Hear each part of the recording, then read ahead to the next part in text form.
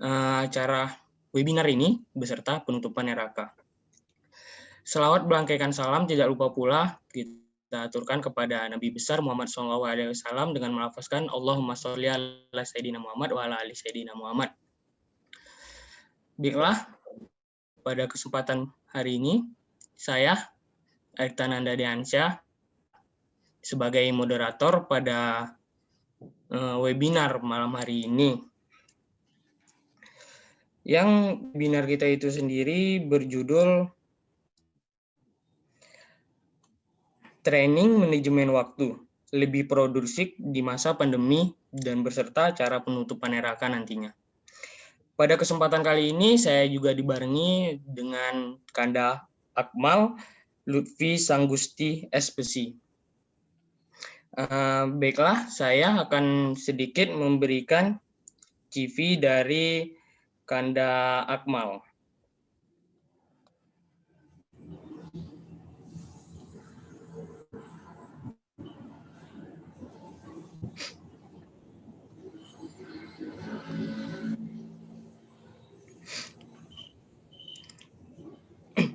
Kanda Akmal yaitu bernama Akmal Maulana Lutfi SPC, Sarjana Psikologi.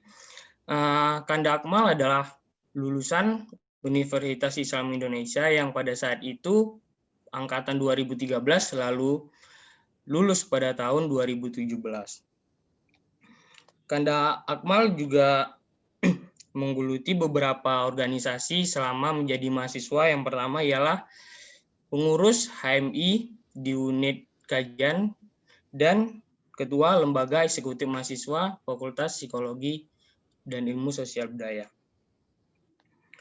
Baiklah, dengan begitu, saya mungkin bisa Kanda Akmal menyapa teman-teman terlebih dahulu.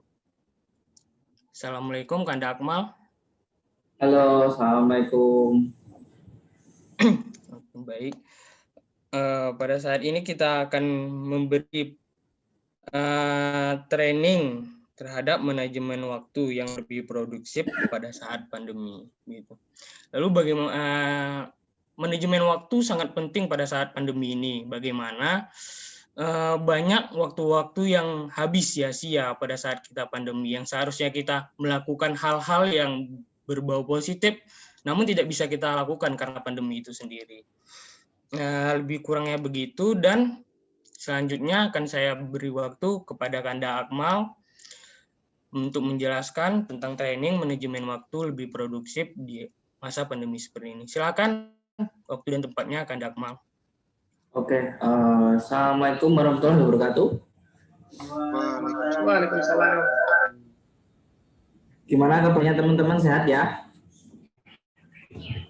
Alhamdulillah. Alhamdulillah sehat Bang. Ada yang sakit?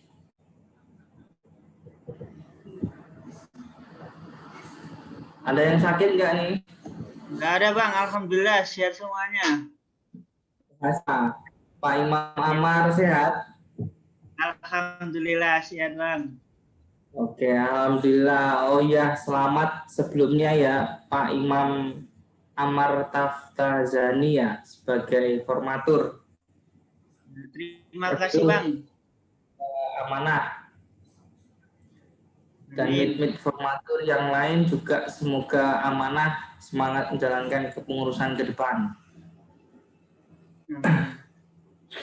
Oh ya, sorry ini nanti kalau suaraku agak gimana gitu karena kebetulan posisi aku juga baru sembuh, jadi kemarin sempat kayak gejala meriang, demam, batuk-batuk gitu ya.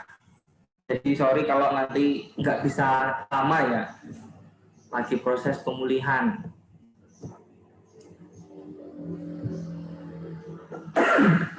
Oke.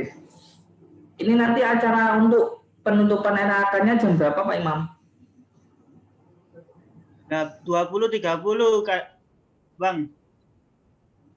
Oh, 20.30. Berarti kalau gitu cepet aja ya ini ya. Iya.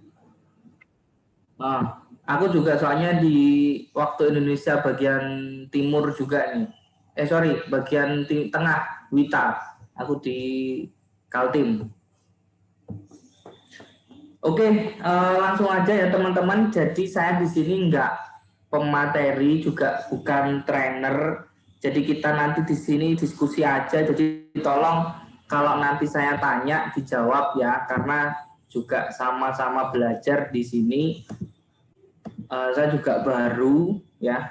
Mungkin nanti akan banyak sharing ke pengalaman dulu ketika kuliah. Bagaimana sih cara memanajemen waktu? Ya gitu aja. Oke. Jadi di sini ada game ya. Mari melipat kertas. Saya lewatin aja. Saya rasa teman-teman udah tahu lah ini gamenya seperti apa. Jadi kayaknya enggak deh. Nah, oke, saya mulai dari pertanyaan nih. Apakah makna waktu menurut teman-teman semua? Kita di sini diskusi ya. Pak moderator siapa namanya? Etananda, Kanda. Etnanda. Oke, panggilannya? Panggilannya Tata. Oh, Tata. Dari mana Mas Tata? Dari Riau, Kanda. Oh, dari Riau. Baru. Riau. Pangkal Pinang. Pekanbaru, Kanda. Oh, Pekanbaru. Ya. Oke. Boleh silakan berpendapat semua dinda-dinda semua, adinda-dinda. Apa waktu menurut teman-teman?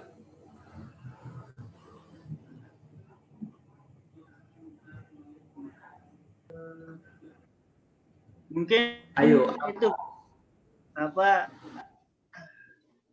sesuatu yang tidak bisa diputar kembali, Bang. Oke, sesuatu yang nggak bisa diputar kembali. Waktu. Boleh? Ada pendapat lain?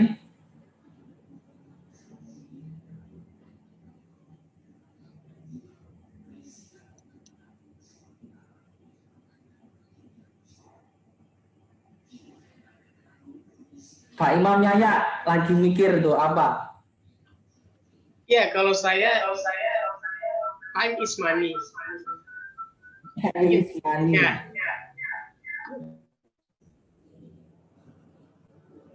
Ada lain? Dewi mana Dewi?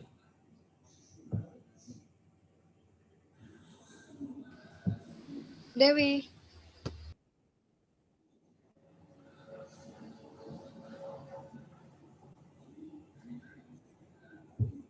Apa-apa? Waktu apa? Kalau menurut yang Adinda waktu apa? Sorry kok Adinda. Yunda. Waktu. Ya. Time is money. Oh, kok sama sehati sama Imam Yaya? Oh iya, saya nggak dengar tadi. Waktu itu berharga, Ayo, Bang. Oh, waktu itu berharga. Oke. Saya rasa betul semua ya. Waktu itu sesuatu yang nggak bisa diulang kembali. Time is money. Waktu itu sangat berharga. Ya. Dari semua itu, ya pasti jawabannya betul semua, benar ya. Terkait waktu itu apa? Memang kalau menurut saya sendiri juga waktu sangat penting dan nggak bisa diputar kembali. Makanya waktu yang saat ini harus dimanfaatkan sebaik mungkin dan semaksimal mungkin. Jangan sampai ketika nanti sudah waktunya ada bilang kayak gini, kenapa dulu nggak kayak gini ya, kenapa dulu nggak aku manfaatin sebaik mungkin ya. Pasti itu banyak sekali teman-teman mungkin ada yang saat ini menyesal dengan waktunya yang dulu berlalu kurang begitu bermanfaat. Nah, managing your time will makes you apa? Di situ tulisannya? Successful ya? Ya, successful. Successful ya. Managing your time well makes you successful. Nah, itu menurut Randy Paus. Apa artinya Pak Imam yang pinter bahasa Inggrisnya? Iya, kalau menurut saya artinya lebih kepada bagaimana kita bisa mengatur waktu dengan baik, maka kita juga bisa mengatur kesuksesan kita sebenarnya, mencapai kesuksesan. Ya. Oh, ya. Bagaimana kamu bisa mengatur waktu sebaik mungkin akan membawamu kepada suatu kesuksesan. Intinya seperti itu. Ya. Cerita sedikit ya. Dulu ketika memang masih di mahasiswa, ya, saya bilang saya kalau banyak di sini pasti teman-teman sudah memahami lah teori juga di kampus training tentang manajemen waktu sama dosennya lebih baik ya mungkin. Nah mungkin kalau pengalaman saya sharing sekalian. Dulu ketika saya masih jadi mahasiswa mungkin sama seperti teman-teman. Itu semester 1-3 ya mulai dari awal kuliah masuk saya bikin waktu ini saya jadi mahasiswa itu nggak akan terulang kembali ya ada Kanda Anies Baswedan kan bilang waktu untuk menjadi mahasiswa itu nggak akan terulang kembali jadi begitu berartinya waktu jadi mahasiswa. Makanya waktu itu saya cari apa sih menariknya jadi mahasiswa. Ya, jadi waktu itu ya saya banyakin ikut organisasi. Saya waktu sebisa mungkin enggak saya kasih celah untuk kosong. Saya ikut kegiatan kampus, lomba juga saya ikutin, hampir semua organisasi juga saya ikutin. Jadi saya dulu ikut organisasi itu hampir 9 atau 10 ya, bahkan ada 10 ya. Ada Himpunan Mahasiswa Islam, ada KMNU UII, ada FMP PIO, ada PSC, ada LEM, ada AFS Intercultural Learning ya, yang pertukaran pelajar itu. Ada Aikido dan lain-lain, macam-macam. Hampir ada 9 sampai 10 organisasi yang pernah saya ikutin, termasuk komunitas debat psikologi ya waktu itu. Nah, itu semua saya ikutin kenapa? Memang saya rasa kok waktu dalam sehari berapa jam ya dalam sehari itu? 24 jam ya. Paling kita kuliah itu kan dari jam 7 sampai paling jam 3 kan udah selesai ya. Atau bahkan ada yang jam 2 udah selesai. Itu masih banyak waktu nganggurnya. Mungkin kalau dikalkulasikan bahkan di awal ya, kalau masih di awal mungkin masih ngerasa waktu itu masih banyak. Di sini ada semester 1, 2, 3 kah, Pak? Nggak ada ya? Semester berapa? 3 ada semester 3. 3, 1 ada 1. Ada. Yang ikut sekarang ada berapa? Paling ini semester berapa? Saya 3. Ada semester 3. Ada. Oh masih ada ya semester 3 ikut. Berarti angkatan 19 yang ada. Udah. Ada ya semester 3. Ada. Kalau Pak Amar semester berapa, Pak? Saya semester 5, Bang. Semester 5. Mbak Dewi? 3. 7. Oh, ini udah bau tanah. Mau Sorry. ya. Ya. Oh, berarti sama kayak Pak ini ya. Siapa? Pak Imam Yaya ya, Mbak Dewi. Beda. Saya semester 3 loh, Bang. Semester 3 masa. Besok S2, tapi Gimana? Ya, intinya waktu di awal semester sampai semester berapa ya? Sampai semester 3 lah itu ngerasa waktu itu masih banyak yang kurang. Jadi silakan dicoba, dilatih, ya, ikut organisasi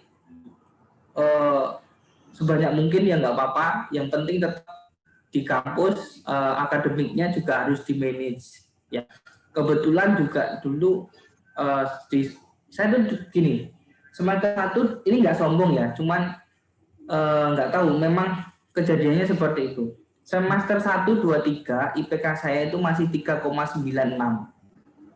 Sampai semester 4 iya, semester 1, 2, 3, 4 IPK saya itu 3,96.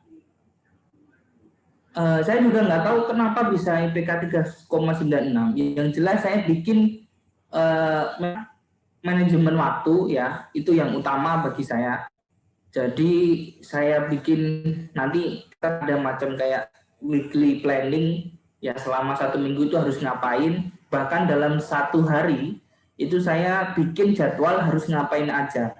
Jadi kalau memang saya pulang kuliah, minimal saya review apa materi yang ada yang udah diajarkan. Habis itu ada waktu main, habis itu ada waktu organisasi, saya bagi semua. Nah, dari semester 1, 2, 3, 4 waktu itu saya masih IPK 3,96. Mulai semester 5 saya mikir, ini kok kayaknya kalau saya semester IPK-nya masih tinggi-tinggi terus gitu ya, segitu-gitu aja, malah nanti ketika saya mau ngelamar kerja atau ketika saya mau S2 itu interviewer itu saya mikirnya, dikira nanti saya ini nggak ada kontribusi buat kampus, dikira saya nggak ikut organisasi, dikira saya nggak ada kontribusi buat masyarakat. Makanya dimulai semester 5 itu organisasi saya dalemi, ya, waktu itu HMI. Di semester 5 itu saya udah mulai LK2. Di semester 5 mulai LK2, terus sering ikut demo, sering bolos kampus, tapi bukan bolos yang manfaatkan jatah bolos, ya. Kalau dulu semester 1 sampai 4 saya nggak pernah manfaatin tuh namanya jatah bolos. Di semester 5 saya ternyata nyaman gitu, ternyata enak banget bolos, manfaatin jatah bolos untuk hal-hal yang menurut orang mungkin positif, ya. Kalau saya sih positif nggak positif terserah, yang penting saya happy gitu. Jadi bolos, manfaatin jatah bolos, ikut demo, ya, waktu itu kan belum pandemi kayak sekarang, ya. Terkadang kalau sekarang nih kayaknya. Kalau dulu udah ngapain aja udah saya jelajahin. Demo bareng Aliansi Jogja, kampus, sama Pak Rektor, nggak pernah. Ya, nantilah kita lanjut sampai cerita. Manajemen waktu membantu dalam beberapa hal ya teman-teman. Yang pertama jelas ya, menyelesaikan tugas dalam batas waktu yang ditentukan. Kalau kita nggak punya manajemen waktu, kalau kita nggak bisa mengatur waktu kita, tugas kita itu nggak akan selesai-selesai. Percaya. Yang kedua, menghemat waktu dan biaya. Wah, ada Pak Iqbar, Mirojul Akbar nih. Wah, ada guru saya nih. Salam takzim Pak Mirojul Akbar, mohon maaf saya ini ya Prof. Sehat Prof? Lanjut ya, yang ketiga, ada menjadi lebih produktif. Saya salah, tolong diingetin ya Profesor Akbar. Boy. Guru saya ini. Mantap, lanjut. Ya, mohon izin Prof. Oke, saya ulang, menyelesaikan manajemen waktu dalam menyelesaikan tugas dalam batas waktu yang ditentukan. Ya, jelas kalau saya dulu kerja pasti by deadline teman-teman. Kenapa? Untuk segala sesuatunya itu supaya cepat selesai. Kalau selesai ya udah selesai, bisa lanjut ke pekerjaan lain gitu. Biar nggak berlarut-larut. Ya. 2, menghemat waktu dan biaya. Ya, efisiensi waktu dan biaya. Ketika menjadi lebih produktif, ya, nggak tahu ini menjadi lebih produktif menurut masing-masing orang itu kan berbeda-beda ya. Kalau menurut saya menjadi lebih produktif itu maksudnya ada kemajuan lebih progresif dari sebelumnya. Contoh misalnya dulu kalau misalnya ada tugas kuliah ya, tugas kuliah itu kan dibikin deadline ya. Dibikin deadline. Ya, sama kayak yang pertama tadi. Kalau misalnya teman-teman punya waktu yang jelas, target yang jelas, kalau tugas itu selesai, ya udah menurut saya itu produktif. Tapi kalau tugas itu belum selesai-selesai, nah itu berarti stagnan teman-teman. Nggak ada pergerakan sama sekali dan itu bahkan akan jadi lebih lama lagi. Nah, selanjutnya strategi. Sorry. Mana tadi? Strategi mengelola agar jadi lebih efektif ya. Yang jelas pertama tadi menyusun skala prioritas untuk tugas atau aktivitas ya, menyusun skala prioritas. Jadi apa-apa di list silahkan pekerjaannya, aktivitasnya dalam misalnya sehari dulu ya, itu ngapain aja. Nah kalau udah disusun nanti baru kalau udah di list baru nanti disusun. Yang kedua, rencanakan jangka waktu untuk setiap aktivitas atau kegiatan. Ya, setiap pekerjaan list to do harus dikasih jangka waktu. Jangan dibiarkan tanpa ada waktu yang jelas. 3, selesaikan sesuai rencana. Ya, jadi rencananya apa untuk menyelesaikan? Ya harus dibuat juga rencananya. Kalau enggak, ya nanti akan bingung sendiri. Yang keempat, siapkan langkah alternatif bila diperlukan perubahan rencana. Jangan lupa ada plan A, ada plan B, plan C. Nah, ini mungkin yang kalau menurut Stephen Covey ya, Pak Mi'rajul Akbar kalau nggak salah, kuadran ada 4 ya, ada Q1, kuadran 1, kuadran 2, kuadran 3, dan kuadran 4.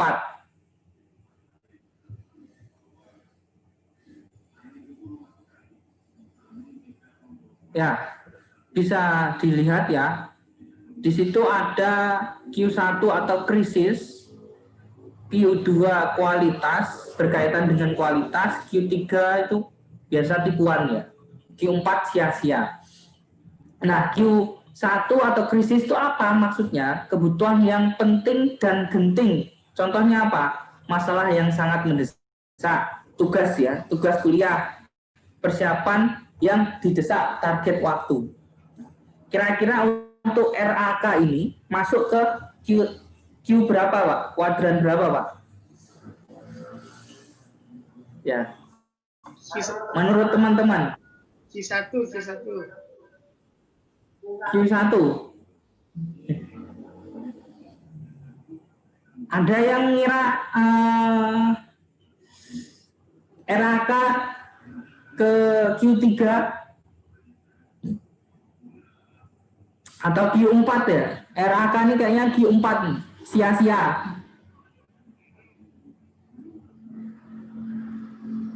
Ya, penutupan RAK ada yang ngerasa mungkin sia-sia atau tipuan ya. Ya nggak usah dikasih tahu, saya juga tahu. Mungkin ada dari beberapa teman-teman ini yang ngerasa bahwa kayaknya ini RAK, rapat anggota komisariat atau penutupan RAK ini saya masih ragu bisa dimasukkan ke Q1. Mungkin ada yang dulu berpikiran seperti itu. Jujur aja, karena memang ini pengalaman saya. Dulu ketika awal masuk ke HMI, kan dulu juga pernah tuh diikutkan RAK saya. Saya pun dulu masih ragu teman-teman. Sebenarnya ini kayaknya RAK ini penting nggak penting gitu. Penting nggak penting karena memang belum tahu urgensinya. Ya, belum sense of belonging, rasa kepemilikan terhadap HMI belum tumbuh, ya, belum tumbuh subur. Mungkin ada yang ngerasa seperti itu, tapi nggak apa-apa.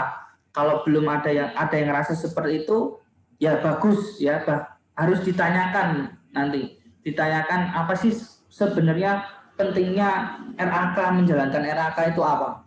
Nah itu silakan nanti ditanyakan ke Pak Imam atau ke manapun ya. Tapi ya nggak apa-apa, itu pilihan masing-masing. Nah, penting ada genting, ada penting tidak genting, itu kualitas berkaitan dengan persiapan, perencanaan, pencegahan, pembinaan hubungan, mencari peluang baru, rekreasi sehat. Ya. Tidak penting yang tipuan ya, tidak penting tapi genting. Contohnya apa ya? Ya ajakan untuk nonton ya, atau main bola atau seperti ya sejenisnya. Dan sia-sia yang terakhir. Apa hal yang remeh, kerja yang menyibukkan, kegiatan pelarian, hiburan berlebihan, kumpul-kumpul hori atau hedon.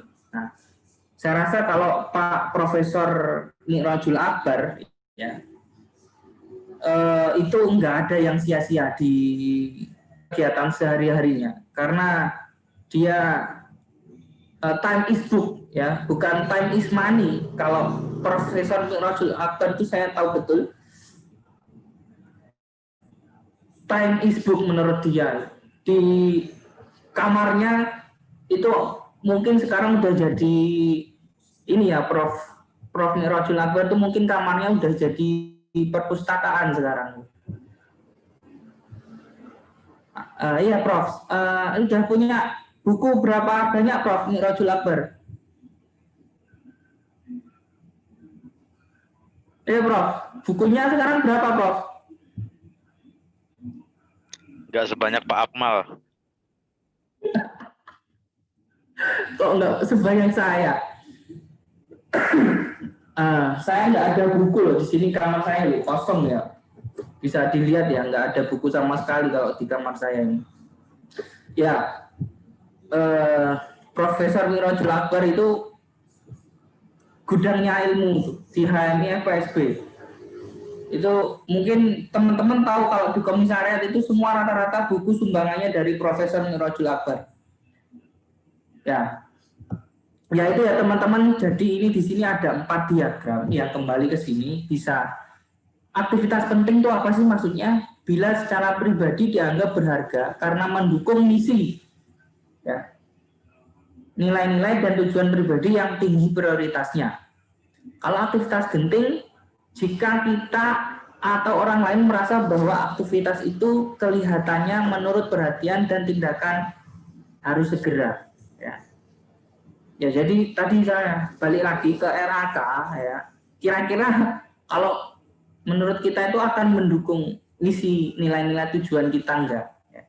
Kalau memang benar sesuai mendukung ya berarti mungkin bisa dianggap aktivitas penting. Tapi kalau enggak mendukung sama sekali atau mungkin masih meraba-raba, ya bisa jadi dimasukkan ke yang mana ya terserah teman-teman. Oke. Dahulukan yang utama ya, intinya dahulukan yang utama. Nah, ini ya bisa dilihat ada Q1, Q2, Q3, Q4 ya, contohnya seperti ini. Ya. Kuncinya bukan pada memprioritaskan jadwal ya teman-teman, tetapi menjadwalkan prioritas. Ya, kuncinya bukan pada memprioritaskan jadwal, tapi menjadwalkan prioritas. Kayak apa menjadwalkan prioritas? Ya tadi dibikin dulu listnya, list prioritas silakan dibikin nanti disusun.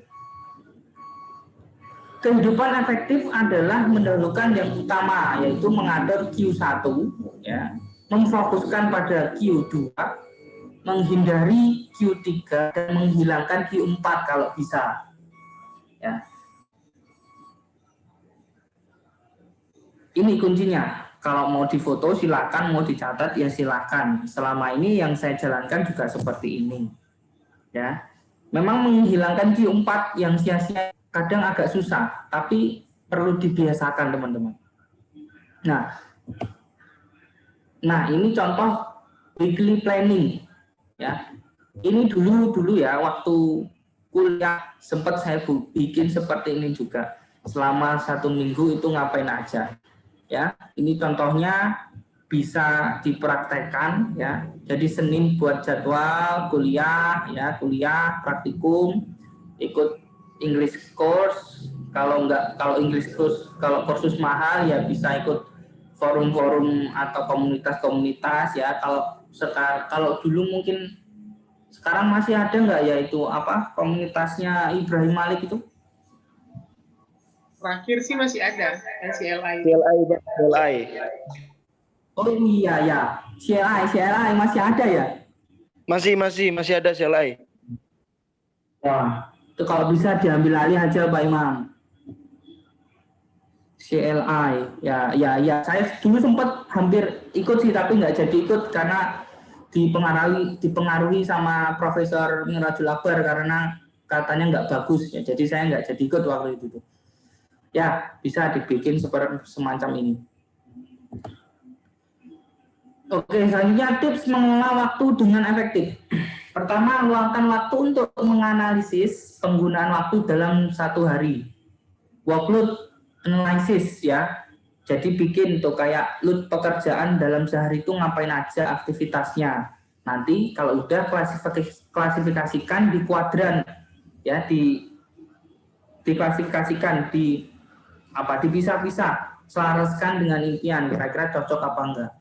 Buat rencana pencapaian ya dalam sehari, seminggu, sebulan. Kalau dulu saya bikinnya ada harian, mingguan, bulanan sama per semester. Ya contoh harian itu hari ini aja mau ngapain. Habis kuliah misalnya mau praktikum, setelah praktikum atau enggak meeting atau rapat di HRI. Ya rapatnya bahas apa aja, dimulai jam berapa. Nah, kalau bisa dibikin sekalian. Di mingguan ya, weekly planning seperti tadi. Selanjutnya breakdown dalam aktivitas atau langkah-langkah kecil yang harus dilakukan ya. Bikin to-do list.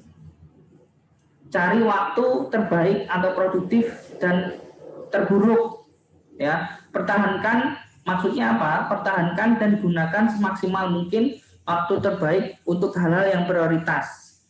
Abaikan hal yang tidak penting. Gunakan waktu terburuk untuk hal-hal bisa olahraga, refreshing, fitness, atau misalnya kalau Profesor Akbar itu hal-hal yang nggak pentingnya paling dibuat baca buku. Nah itu kalau Profesor Akbar. Kalau saya dulu paling tidur ya.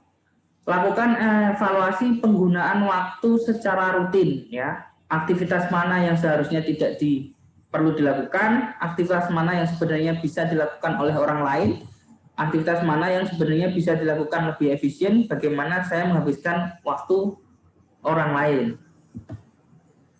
Nah, ini ada sedikit video ya, sebelumnya kita nanti bisa diskusi sedikit.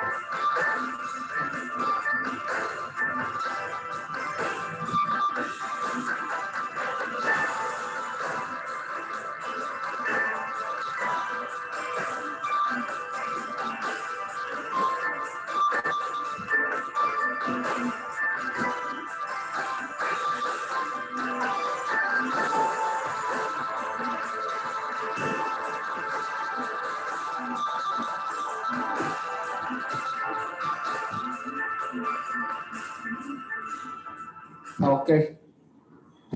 Oke, saya rasa itu video. Jadi apa? Kesimpulan dari video tadi ada yang bisa menyimpulkan ya? Apa kesimpulannya?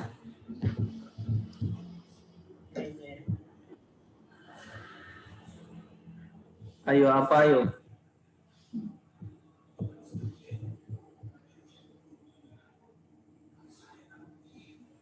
Kayaknya bisa multitafsir deh. Oh, ditafsir ya. Coba, Bang. Mungkin itu Bang. Apa-apa? Dan yang dijelaskan dalam toples ya. Tempat tadi kan itu mungkin merangkup teori-teori sebelumnya yang Abang jelaskan itu kan. Soalnya ada berapa macam itu 4 nggak salah. Batu, pasir, kerikil sama satunya air kan 4. Mungkin gitu Bang. Terus gimana? Terus gimana? Apanya? Ya mungkin 4 itu bisa dijabarkan dalam video ini Bang. Kan ada apa itu tadi yang sebelumnya itu mungkin ya. Oke. Poinnya apa? Poinnya. Nangkep nggak poinnya?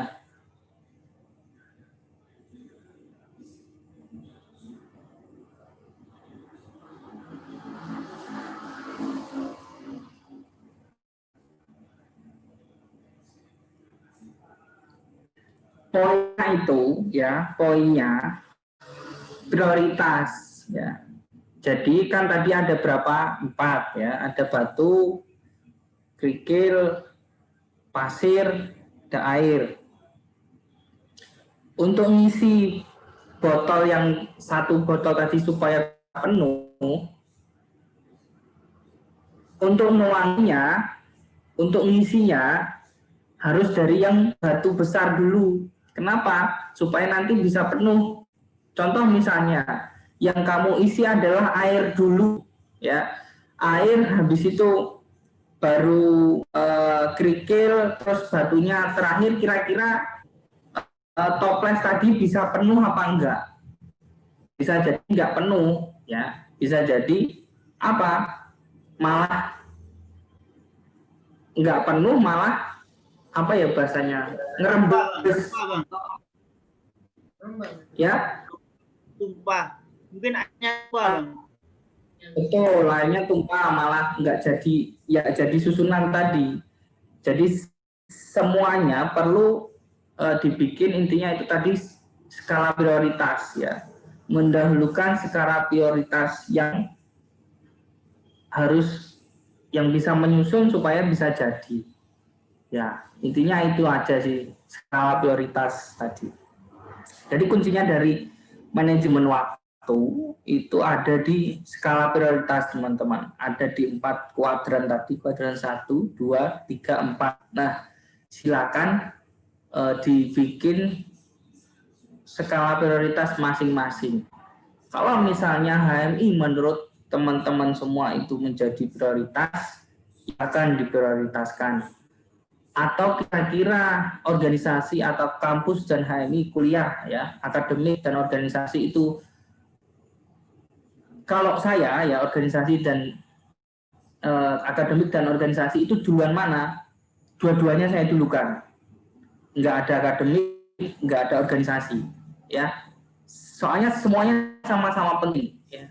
Gimana ya kalau 100% ya semuanya harus 100%. Gimana caranya? Dibikin silakan manajemen waktu sebaik mungkin. Bang, saya kan ini kuliah, tujuan saya kan kuliah, jadi untuk akademik itu juga nggak salah. Tujuan saya kuliah juga organisasi itu juga nggak salah. Kalau bagi saya semua sama-sama penting, semuanya sama-sama krisis. RAK rapat HMI itu krisis, itu penting karena apa? Itu yang menunjang. Jadi kuliah itu bukan cuma untuk cari nilai teman-teman. Mungkin saya perlu kasih lihat ya, sebenarnya kuliah sih untuk apa sih? Ya sebenarnya itu saya juga dulu nggak tahu kuliah itu sebenarnya untuk apa. Tapi ternyata untuk ijazah ya, untuk cari kerja, sebenarnya kuliah itu kalau praktis saya ya untuk ini. Ya bisa dilihat nih. Saya share CV temen,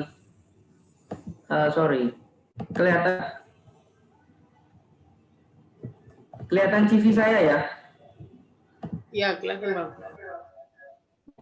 Saya kuliah untuk, ternyata saya salah, kuliah itu untuk ijazah mungkin, iya. Kuliah untuk ijazah, untuk nyenengin orang tua, iya, memang benar. Lebih tepatnya sebenarnya untuk ini. Apa ya, untuk CV ya. Kalian mau S2 itu juga pasti ada CV. Tanya Pak Profesor Nur Akbar. Pasti ada CV juga. Kerja apa yang dicari juga CV. Nah, sebelum ke sana pastikan harus banyak yang perlu dipersiapkan ya. Apa skillnya, berapa IPK-nya. Nah, perjalanan inilah nanti yang akan banyak ditanyakan ketika teman-teman baik nanti mau S2 atau mau lanjut sekolah, lanjut studi ya, atau mau kerja. Ya, inilah mungkin apa yang kalian punya, skill apa yang dipunya, expert apa yang kalian bisa. Ya. Public speaking, leadership dan lain-lain, industry relation, kalian bisa di mana ya. Ini semua dia saya dapatkan dulu ketika di organisasi teman-teman. Ya, ini semua dulu saya dapatkan di organisasi, bahkan sampai sekarang saya bisa kerja ya karena organisasi. Saya rasa nggak ada yang lain gitu. Paling kampus berapa persen sih, kalau orang paling 40% lah, 60% kayaknya hidup saya itu dulu di organisasi, 60%. Ya. Oke, saya rasa itu aja sih Mas, cukup ya. Kalau ada silakan diskusi, nggak usah banyak-banyak. Monggo silakan nanya kalau ada yang mau nanya. Oke, baik. Terima kasih penjelasannya dari Kanda Akmal mengenai manajemen waktu. Baiklah, selanjutnya mungkin kepada teman-teman ada yang ingin bertanya mengenai manajemen waktu kepada Kanda Akmal, silakan.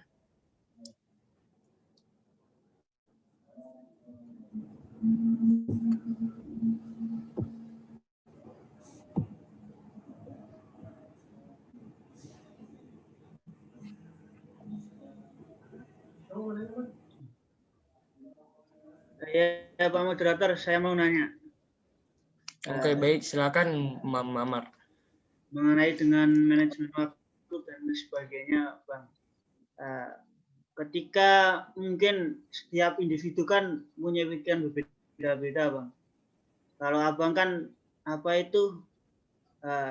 seandainya ketika kegiatan di luar kampus atau di dalam kampus, itu kan Abang bilang tadi kan seandainya kita melakukan kegiatan di dalam kampus, maka kita harus 100% atau disebut dengan kuliah. Ketika Abang di luar kampus atau kegiatan organisasi harus 100%. Nah, seandainya ketika ada perbenturan di satu hari gitu kan, satu hari, apakah dua-duanya itu harus 100%, Bang? Kan 100% dalam arti gini, Bang. Kadang orang kan bingung nih aku kan terhadap mikirin 100% itu 100%. Pertanyaan saya, apakah Abang itu nggak bingung gitu loh, kok 100% harus mikirin itu dan sebagainya. Gitu loh, Bang. Iya. Oke. Ya langsung saya jawab, Pak Moderator, Pak Imam. Ya, boleh silakan langsung dijawab, Kandakmal. Oke. Baik. Kalau saya dulu gini, ya contoh ini Pak Imam, cerita ya. Dulu waktu itu kan saya pernah jadi ditunjuk sebagai kayak PIMSID ya, pimpinan sidang itu ya. Waktu itu PIMSID HMI cabang Jogja ya. Jadi saya pernah PIMSID HMI cabang Jogja.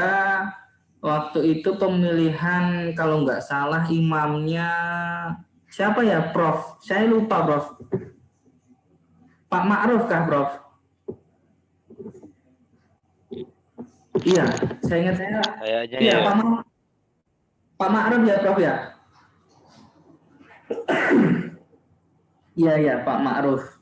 Waktu itu pas menjelang juga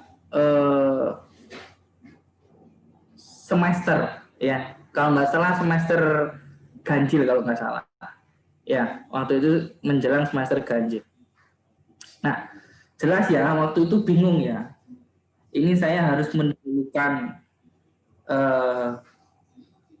kuliah, jelas itu amanah dari orang tua saya ya, sing biayai kuliah ya wong tua, atau saya ikut PIMSID ya. Itu saya juga di situ udah punya amanah ya sebagai pimpinan sidang. Yang awal kalau nggak ada saya juga nggak jalan, nggak mulai nih rapatnya.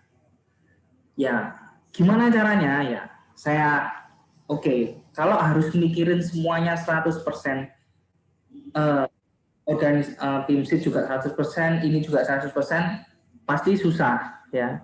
Kalau saya Pak Imam, nggak saya pikirkan Pak Imam. Yang penting saya jalani Pak Imam.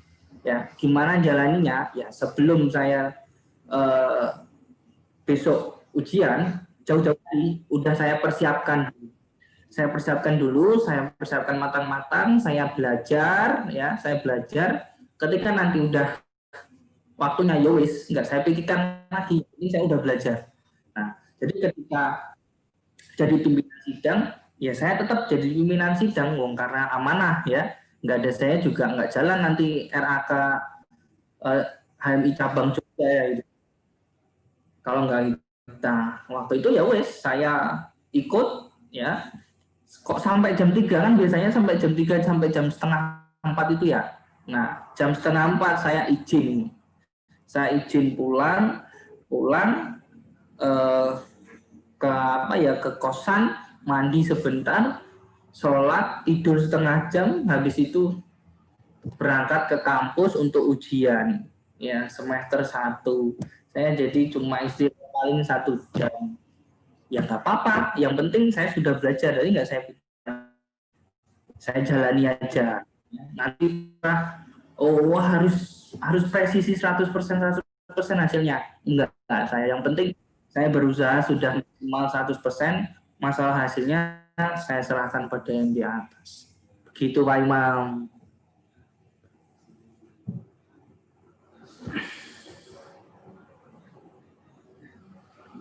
Ya Bang, berarti artinya itu kan Bang, mana yang harus diskala prioritaskan Bang? Betul.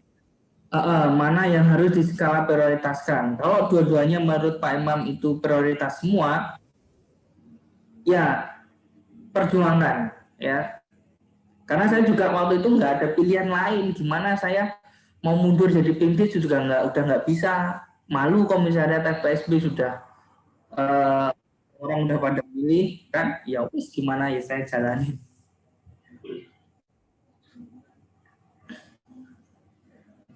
Begitu. Terima kasih Bang. Ya, sama-sama. Ada pertanyaan lain?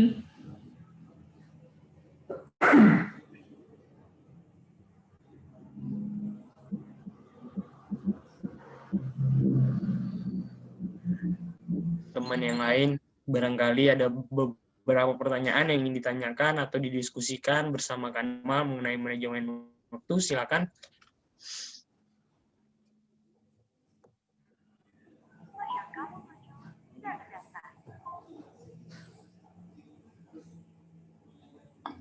Ya, mungkin saya masuk, moderator, boleh? Iya, silakan. Oh, Ya.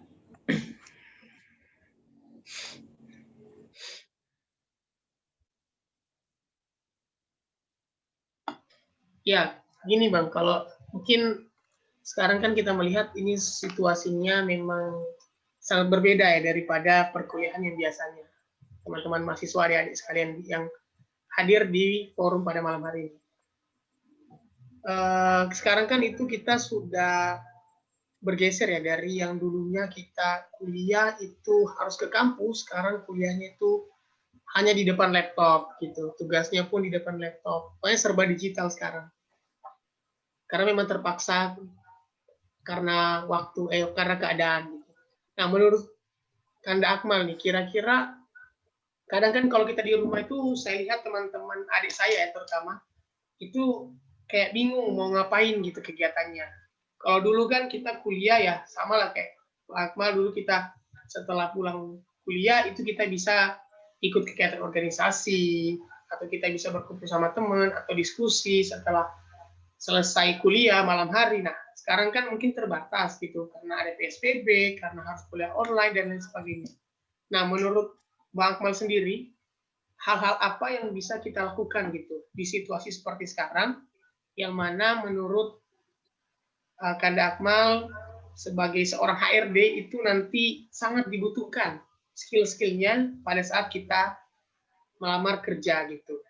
Jadi biar teman-teman juga, wah apa ya skill-skill yang bisa saya lakukan di situasi seperti ini. Itu mungkin, Bang Akmal.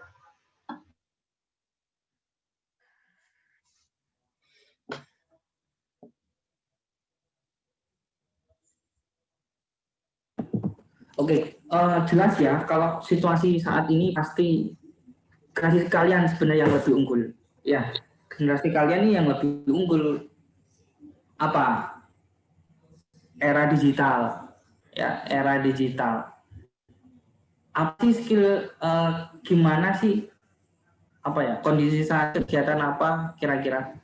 Tetap ya, kalau yang dibutuhkan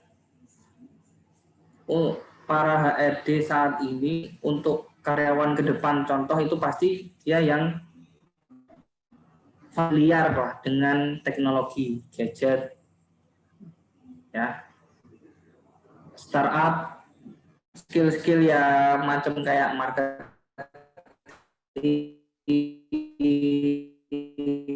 bisa intinya, ya.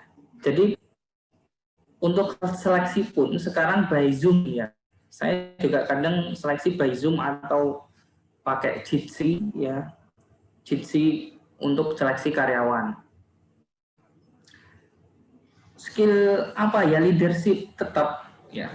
Pasti yang mendasar banget leadership, komunikasi, terus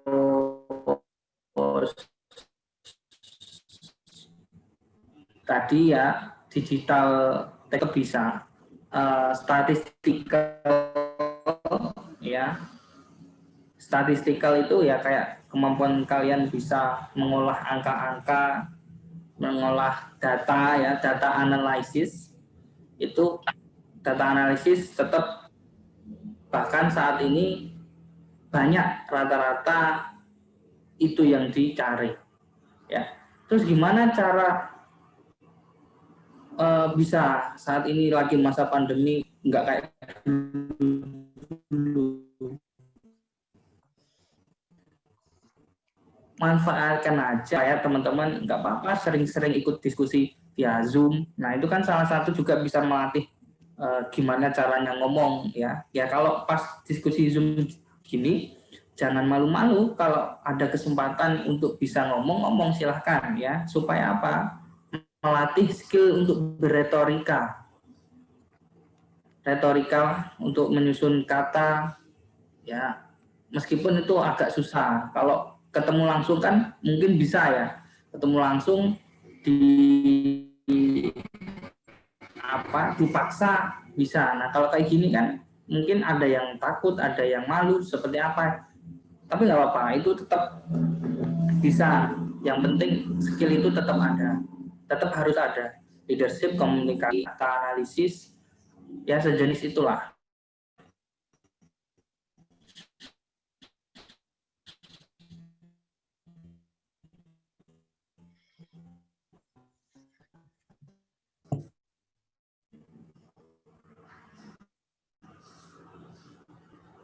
Jadi jangan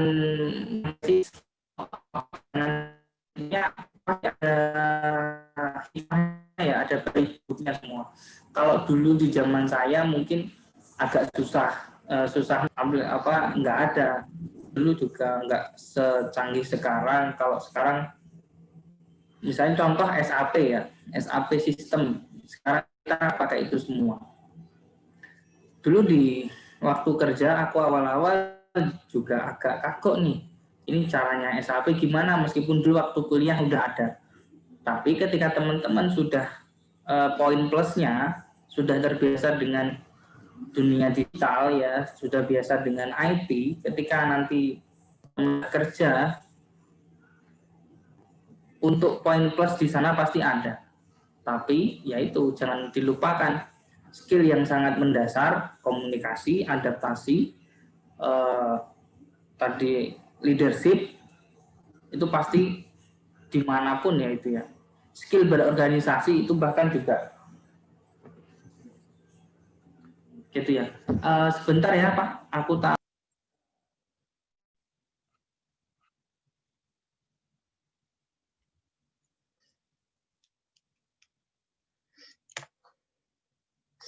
Baik teman-teman, mungkin kita sedikit menunggu Kanda Akmalnya sedang mengangkat telepon, mungkin urgent.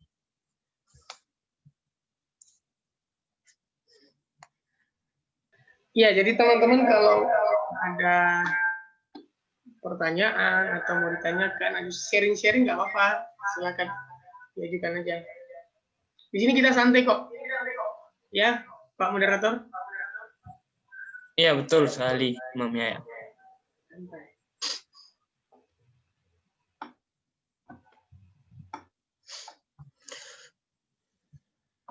Ya mungkin saya cerita soal ini ya, Moderator izin sharing dikit lah ya. Oh ya, silakan. Ya, mungkin teman-teman ada yang silakan. beberapa kayak nanya, apa sih untungnya organisasi? Apa sih untungnya misalnya ikut HMI, ikut himpunan jurusan, ikut lembaga, dan organisasi lainnya. Nah, ini mungkin saya sharing sedikit ya. Saya juga baru lulus tahun ini 2006, angkatan 2016, lulus tahun 2020. Itu saya tes masuk kerja itu lewat online. Kemudian saya dinyatakan lulus, akhirnya saya balik ke Yogyakarta untuk terima kerjaan itu. Terus saya tanya sebenarnya, kalau dilihat kan dari kandidat-kandidat tuh ada 100-an lebih. Karena saya lewat aplikasi jadi bisa lihat. Jadi bisa lihat mereka tuh pendidikannya latarnya apa. Nah saya tanya, kalau saya lihat dari CV orang yang daftar, kok mereka lebih hebat gitu ya, pengalamannya lebih banyak, dan bahkan ada yang lulusan S2 itu daftar juga. Tapi saya tanya, terus HRD-nya bilang, yang kami lihat selain pengetahuan, keterampilan, skill, itu adalah kemampuan bagaimana dia berorganisasi, bagaimana dia membangun relasi dengan bawahannya.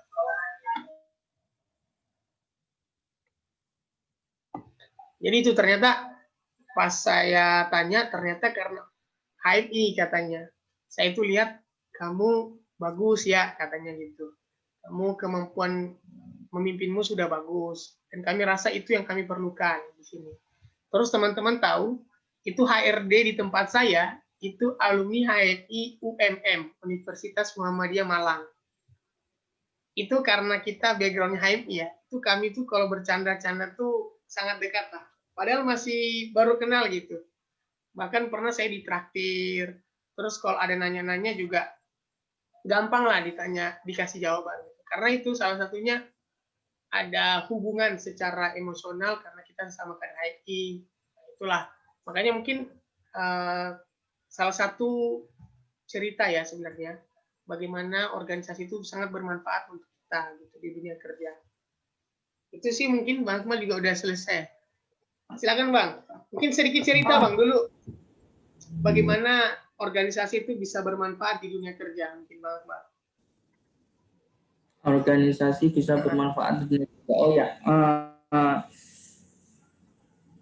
ya organisasi banyak ya. Kalau ya tadi saya bilang kalau ketika di dunia kerja itu nilai materi perkuliahan ya teman-teman, materi perkuliahan itu mungkin 40% lah ya yang mendukung kita ketika untuk bekerja. 4% ya, contoh misalnya ya saat ini yang saya pakai misalnya itu saya kan sebagai HRD ya, supervisor HRD saat ini. Itu psychological measurement ya, administrasi alat tes. Nah itu ya mungkin ya memang dulu waktu kuliah juga belajar itu ya, masalah itu. Terus terkait dengan remuneration, penggajian juga dulu dipelajarin juga, ada materi perkuliahan namanya remuneration. Tapi terkait dengan prakteknya ya, contoh misalnya juga saya kan juga PHK karyawan ya, misalnya saya PHK karyawan dan lain-lain kan tetap saya harus tahu ya terkait dengan peraturannya, undang-undangnya untuk mem-PHK karyawan itu pasal berapa aja, terus cara ngomong ya. Kalau salah-salah ya skill ngomong kan nggak mungkin diajarin di kampus. Di mana ya dari retorika, dari kita berorganisasi, salah satunya ya di HMI, gimana sih cara ngomong, gimana cara berdiplomasi, gimana cara ngomong menyampaikan di publik, gimana caranya diplomasi dengan orang yang lagi emosi, gimana cara ngadepinya orang yang bawa parang, gimana cara ngadepinya orang yang bawa pedang gitu kan. Nah, itu ya kita dapatkan di organisasi teman-teman, public speaking, komunikasi, development dan lain-lain. Yang kita dapatkan ya di organisasi ya, di HMI saya kalau dulu ya nggak ada, nggak mungkin ya di kampus diajarin kamu nanti kalau kamu ngadepin orang banyak harus kayak gini, enggak. Ya itu kan teori nih ya, prakteknya gimana ya? Prakteknya di HMI. Jangankan ngadepin orang bawa pedang gitu, di HMI pun dulu waktu RAK pun banyak yang bawa ini celurit kan ya. Kalau di sidang kampus dulu di UNIF dulu ada ya bawa bawa sajam itu udah biasa ya. Jangankan ya, jadi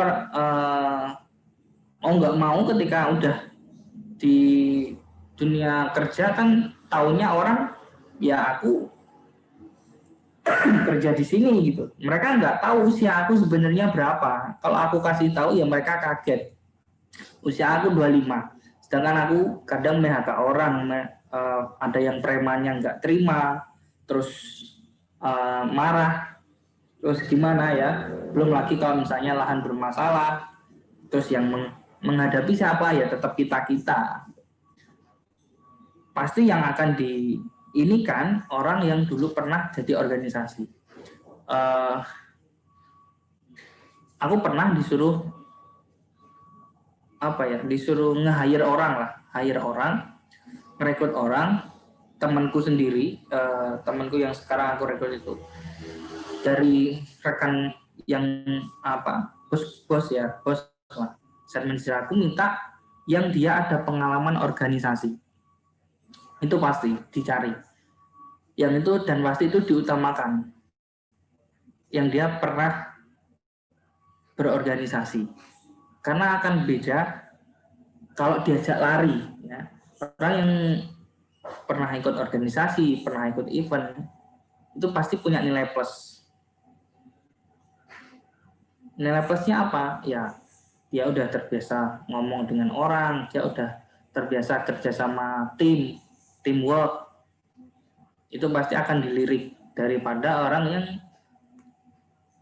selama kuliahnya dia nggak ngapa-ngapain gitu, atau kupu-kupu ya, atau ada yang kupu-kupu mati, kuliah pulang, malam party, itu biasa itu. Ya itu sih intinya ya. Poin plus lah kalau teman-teman ikut di HMI, insya Allah banyak jaringan, banyak link ya.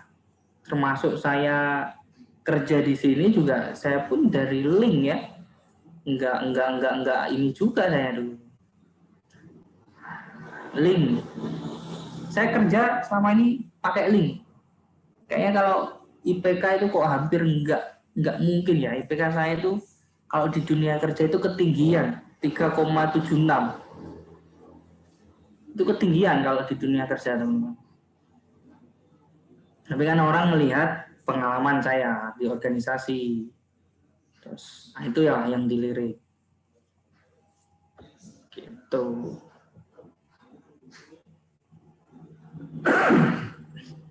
Oke, baik. Mungkin kita beri satu pertanyaan lagi. Ya, apakah kawan-kawan di sini ingin bertanya dan kembali berdiskusi untuk satu orang lagi? Karena kita ingin masuk kepada penutupan RAK. Baik, silakan teman-teman. Ada Bang Rijal. Gak enak saya.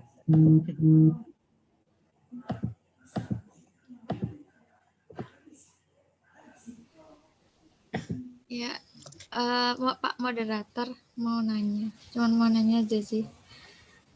Silakan Mbak Dewi. Bang, sebenarnya saya pengen tahu sih Bang. Sebelum Abang tuh join HM itu, dulunya tuh Abang tuh seperti apa gitu loh Bang. Gitu sih. Itu. Apakah sudah militan dari awal ataukah pendiam ataukah apa gitu. Itu sih yang mau saya tanyakan. Itu gimana ya? Aku mau jawab gimana ya? Aku kalau jawab kayaknya takut salah ya. Itu kayak Bang Wahyu itu yang bisa jawab itu. Saya karena dulu tuh saya LK1 itu kalau nggak salah imamnya waktu itu Bang Wahyu ya. Bang Wahyu. Ya, kalau ya udahlah, aku jawab menurut aku aja ya. Nanti kalau salah kayaknya yang bisa membenarkan itu temanku Profesor Mirojul Akbar atau Bang Wahyu lah, dulu imam saya. Gimana ya? Militan dari awal apa enggak? Susah kalau disuruh nilai diri sendiri ya, pasti nanti akan jadi bias gitu ya, ke baik-baik gitu ya. Dulu ya tadi lah aku bilang kalau sebelum masuk HMI memang aku dulu ada niat juga sebelum memang awal aku kuliah itu aku sebenarnya nggak ada niat kuliah di UII ya. Pertama saya nggak ada niat kuliah di UII. Jadi kalau orang bilang saya tersesat, ya saya tersesat, tahu di jalan yang benar ya mungkin setelah lulus kan saya bisa lulus ya. ya saya dulu tersesat di jalan yang benar, yang pertama. Terus tahun pertama saya sempat mau pindah ya, waktu itu memang saya mau studi di Jepang ya, mau ngejar kuliah ke Jepang. Cuman saya kok mikir lagi gitu ya, mikir lagi kalau misalnya aku kuliah ke Jepang nanti ketuaan usia nanti malah lambat semuanya kan. Akhirnya saya pertimbangkan lagi. Nah waktu itu saya coba-coba ikut organisasi pas di apa itu Serumpun ya. Waktu di Serumpun pas banget dulu juga ada pamflet, ada standnya HMI, warnanya hijau-hijau, benderanya hijau hitam. Nah, itu ada pamflet, saya akhirnya ikut, saya tertarik ya karena di situ ada senior saya juga, Pak Anies Baswedan sama Pak Mahfud MD, dulu pernah ke pesantren saya, jadi saya kayaknya tertarik ininya. Akhirnya saya waktu itu ikut HMI. Ya kalau dibilang militan dari awal sih, iya ya, memang dulu kalau menurut saya iya sih, kayaknya saya dulu militan kayaknya. Karena dulu juga saya yang ngajak teman-teman saya untuk join. Kan teman-teman tanya saya, terus ya saya kasih tahu, saya ikut HMI, kamu ikut HMI aja biar nanti biar tambah teman, biar tambah kemampuan untuk ngomongnya itu biar lebih bagus ya. Dulu saya yang ngajak Bang Wilky, itu juga saya dulu, terus nggak tahu terus ketemu sama Prof. Mirojul Akbar dan kawan-kawan. Ya dulu yang jelas sih yang ini kayaknya Bang Wahyu deh setahu saya tuh ya, karena waktu itu imamnya Bang Wahyu. Komisariat ya kayak ini nih, paling pengurusnya cuman berapa, sedikit juga. Jadi kalian juga harus lebih militan gitu ya. Dengan kondisi saat ini fasilitas terbatas, harusnya bisa lebih militan lagi kayak di zamannya Bang Wahyu dulu. Itu aja sih Mbak ya, jangan, nggak bisa jawab lebih banyak Mbak Dewi. Oke Bang, makasih. Ya sama-sama.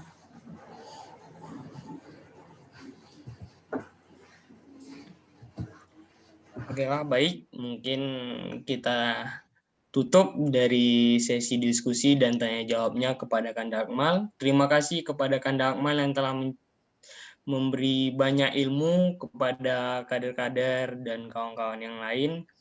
Telah memberi banyak pengalaman yang sangat berguna baginya, tentu terutama kepada teman-teman kader 19 yang baru masuk dunia perkuliahan. Terima kasih Kanda Akmal. Sama-sama, semangat selalu ya. Jangan semangat hangat-hangat tai ayam. Ya. Oke, baik Kanda Akmal. Baik. Nah, jadi dapat disimpulkan dari apa yang telah disampaikan Kanda Akmal bahwasanya manajemen waktu adalah hal yang paling penting saat kita menjalankan kehidupan sehari-hari, terutamanya untuk menjadi mahasiswa di kampus. Kita ikut banyak organisasi di kampus, banyak komunitas, dan banyak hal-hal yang lain yang bermanfaat. Namun kita tetap harus memanajemenkan waktu dengan baik agar semua itu dapat terselesaikan dengan baik. Dan salah satu cara kita memanajemenkan waktu menurut Kanda Akmal yaitu menyusun skala prioritas gitu. Skala prioritas ini yang nantinya menjadi tolak ukur kita dalam menjalankan suatu hal. Karena menurut Kanda Akmal tadi yaitu adalah bukan memprioritaskan jadwal, namun menjadwalkan prioritas begitu. Baiklah, sampailah kita di penghujung acara. Saya selaku moderator mengundurkan diri, lebih dan kurang saya mohon maaf. Wabillahi taufik wal hidayah. Wassalamualaikum warahmatullahi wabarakatuh. Waalaikumsalam. Waalaikumsalam warahmatullahi wabarakatuh. Bahagia. Bahagia. Oke, jadi teman-teman untuk trainingnya kita sudah selesai, tapi selanjutnya akan kita lanjut dengan penutupan RAK. Jadi tetap stay ya buat teman-teman. Kita akan mengundang untuk formatur terpilih Forkom UI dan juga Ketua Umum HMI Cabang Yogyakarta. Kepada Kanda Akmal, terima kasih. Bang Akmal. Sehat terus, Bang. Ya, sama-sama. Sehat terus juga. Siap. Jam berapa penutupannya ini? Ya, harusnya sekarang nih, 8:30. Kita coba hubungi lagi dari Korkom dan juga cabang.